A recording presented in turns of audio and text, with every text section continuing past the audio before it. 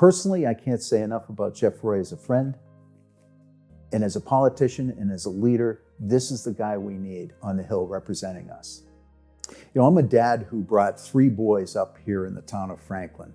Our family moved here back in the 80s, and I remember thinking what a perfect community this was at the time to bring up the kids. Unfortunately, along the way, my middle son, Jack, developed issues with mental health and then issues with substance use disorder as he attempted to self-medicate for his mental health concerns. Over those years, I was really quite lost. I had nowhere to go. There were no local organizations that were providing help. Everyone kind of shook their head and shrugged their shoulders. There just weren't the tools. And I was driving along Route 140 right by the black box in town.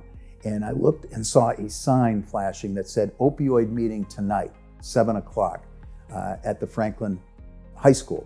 I was shocked. I slammed on my brakes, backed up. I couldn't believe what I was reading. The town was actually going to talk about addiction, about mental health out loud in a meeting format. I raced over to the meeting, ran in about 5 minutes late, and to my surprise, up on the stage stood District Attorney Morrissey, Jeff Roy, Jennifer Knight Levine, who had become the president and CEO of the Safe Coalition, firefighters, various stakeholders from the community. As soon as the meeting concluded, I jumped up on the stage, introduced myself to Jeff Roy, who I didn't know prior to this meeting, and said, "Jeff, my name's Jim Derick.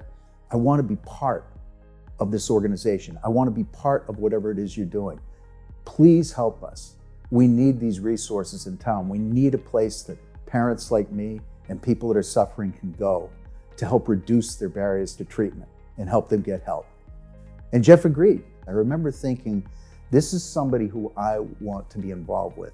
This is a leader who really cares about his constituents. And that really was the beginning of my motivation to continue on as a leader in the Safe Coalition, an organization that was brought about because Jeff Roy said, we want to have a local solution to this problem. Jeff knows how to create connection. He's a master at creating connection.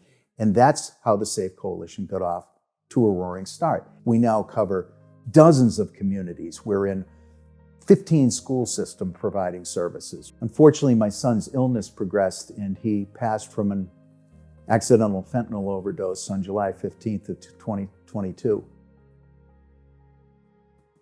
I think one of the first phone calls I got was Jeff.